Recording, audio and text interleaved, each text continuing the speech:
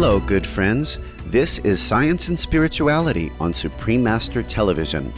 Today we will be interviewing Dr. Joe Dispenza, an American expert on the role and function of the human brain.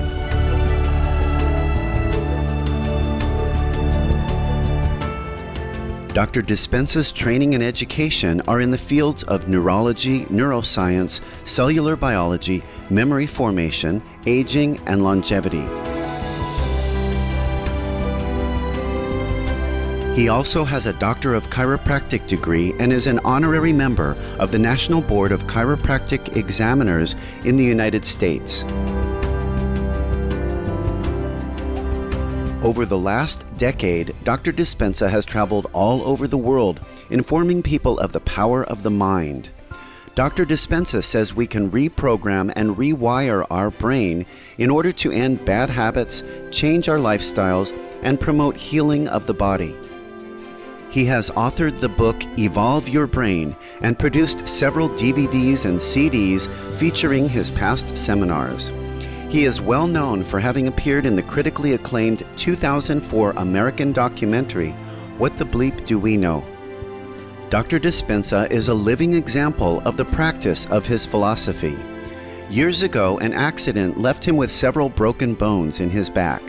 The grim prognosis by doctors was that he would never be able to walk again.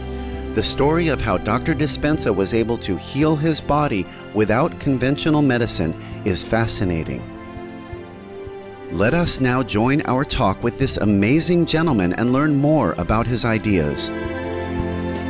We are here with Dr. Joe Dispenza, and he is going to be talking to us about the evolution of the brain and what our potential is. So welcome to the show today. Happy to be with you. I'd like to start with, how did you first get interested in this field?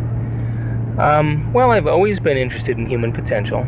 I'm interested in what makes human beings tick, but I got run over by a truck in a triathlon back in 1986 and broke 6 bones in my back, and the diagnosis was that I would probably never walk again. I had multiple compression fractures of my thoracic spine, and I had bone fragments on my spinal cord. So the recommendation at the time was radical surgery from 4 different surgeons in Southern California. Anyway, I decided not to have the surgery, and my belief at the time, and still is, that the power that made the body heals the body. I decided that if I could take some time and begin to connect or develop a relationship with that power, that intelligence, if I could begin to give it some instructions, give it some orders, to give it a template, and then create an idea or a picture of what I wanted, and then surrender this condition to this mind and ask it to begin to do the healing for me, that maybe it might work. And so I decided to not let any thought go by unchecked, a thought that would be connected to the possibility of never walking again, or, any of the fears or anxieties that people typically have.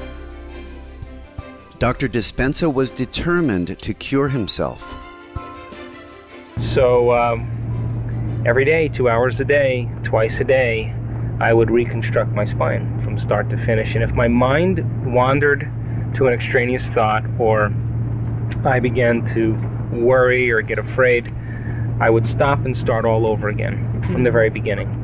And what I didn't know at the time was that I was developing a good amount of focus and a good amount of concentration. I wanted it to be the exact thing I wanted, and because I didn't have the surgery, they told me that it would take 6 months to a year to walk again, and I'd have to wear this big body cast. And I was back on my feet in 9.5 weeks, and back training at around 11 weeks, and back in my office in 12 weeks. So, at what point did you realize that you were seeing results, and that must have given you more interest in continuing on with that program? I was in extreme pain, a terrible pain, and I had some neurological changes in my body. And so when my body started to respond in ways, and pain levels were going back, and feeling was coming back, and movement was coming back, I was pretty excited. That was the feedback I needed, because the brain learns by feedback. In other words, when we see some observable change, we can correlate what we did inside to produce that effect. The doctors must have been shocked. Yeah, they were. They were actually shocked. The third doctor that I saw was the director of Scripps Hospital at the time in San Diego.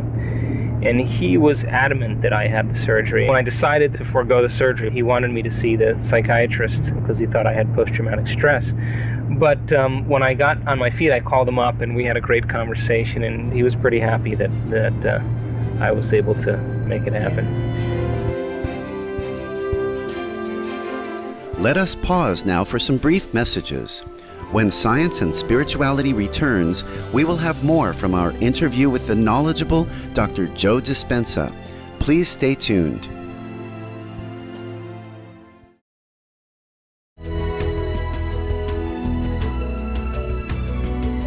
Welcome back, caring viewers, to Science and Spirituality on Supreme Master Television.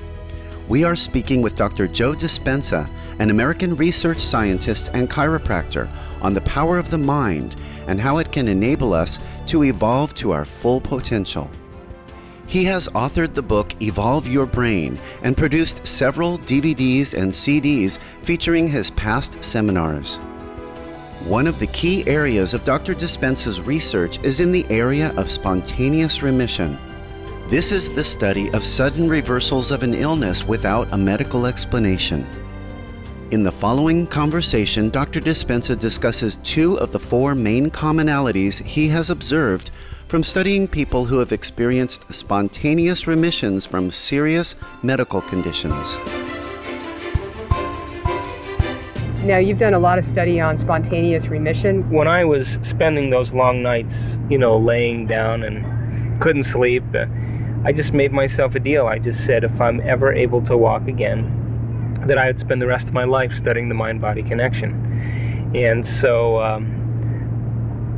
it started my investigation into spirituality and my investigation into health and attitude. I traveled to 17 different countries over the last 11 years now and studied people that were diagnosed with serious health conditions, and then they changed their mind and they got better. And so it was so exciting to me, I went back to school and got a degree in neuroscience because I wanted to understand what it was that they were doing that was producing those effects. And so it kind of catapulted me to the next level. What is it that they were doing that produced those effects? There were 4 common things that I noticed that got my attention. And the first thing was that they all believed and accepted that there was some spiritual aspect that lived within them, that there is something that gives us life. And there's nothing mystical about spirituality. It's a consciousness, it's an intelligence that keeps your heart beating, 2 gallons of blood per minute, 100 gallons of blood in an hour, 100,000 times in one day through 60,000 miles of blood vessels. That we lose 10 million cells every second and we make another 10 million cells. Something's giving us life. There's a mind that's so much greater than our mind, that has a will so much greater than our will, and has a love for life that's so much greater than our love for life, our personality self. And when our will matches its will, when our mind matches its mind, and when our love for life matches its love for us or for life, that's when it begins to respond. So they began to develop a relationship with this invisible force. Just like you develop a relationship with your husband or your wife or your mother or father or your kids or your dog or your pets, they took time out of their day to begin to put their attention on, begin to interact with it. And they wanted to surrender again that condition to this giver of life. And they gave it some pretty strong instructions, and they asked for help. And this consciousness loves us so much that it allows us our free will. So if we insist on suffering, it gives life to reinforce our suffering. And then if we insist on joy, it organizes our bodies and our life in ways that match who we are being. So that's the first thing they had in common. The second thing they had in common is that they all understood that it was their own mismanagement of their thoughts and reactions that created their disease. We live in 2 states of mind. We live in survival or creation. And when we live in those states, of anger or aggression or hatred or judgment or fear or anxiety or insecurity or pain or suffering or depression. It's those chemicals that are created from the chemicals of stress or survival that activate those states of mind. And the redundancy of those chemicals are the chemicals that push the genetic buttons that begin to cause disease. You see, every time we have a thought, we make a chemical. So if we have a great thought or if we have an unlimited thought, we make chemicals that make us feel great or feel unlimited. And if we have negative thoughts or self-depreciating thoughts, we make chemicals that make us feel negative or unworthy.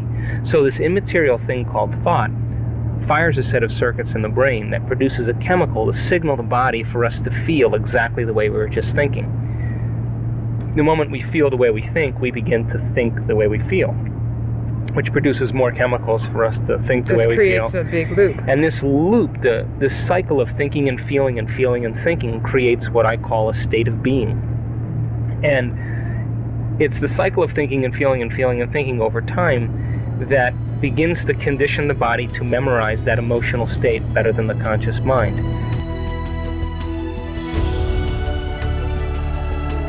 We will have more from our compelling interview with Dr. Joe Dispenza on the power of the mind next week on Science and Spirituality. Kind viewers, we are very happy you were able to join us for our program today. Now please stay with us for words of wisdom following noteworthy news. May your life be imbued with constructive thoughts always.